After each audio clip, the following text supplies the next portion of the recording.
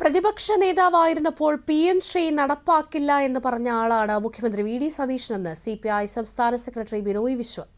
സതീശനും കോൺഗ്രസ് നേതാക്കളും ചേർന്നാണ് PM ശ്രീ പദ്ധതിയിൽ ഒപ്പിട്ടത്.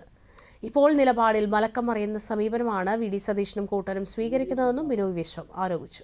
പിന്നോട്ട് പോകില്ല എന്ന് പറഞ്ഞാൽ കോൺഗ്രസിലെ യഥാർത്ഥ നെഹ്റുവിയൻ സോഷ്യലിസ്റ്റുകളും ഗാന്ധിയൻ മൂല്യബോധമുള്ളവരും ഒന്നും അറിയാതെ സതീശനും ഏതാനും ചിലരും സമ്മതം മൂളിക്കഴിഞ്ഞ PM ശ്രീ കണികളിൽ നിന്ന് തലയൂരാൻ താൻ തയ്യാറല്ല എന്നാണ് മുഖ്യമന്ത്രിയുടെ ഈ മലക്കം മറിച്ചിലെല്ലാം എന്നും വ്യക്തമാക്കുന്നത്.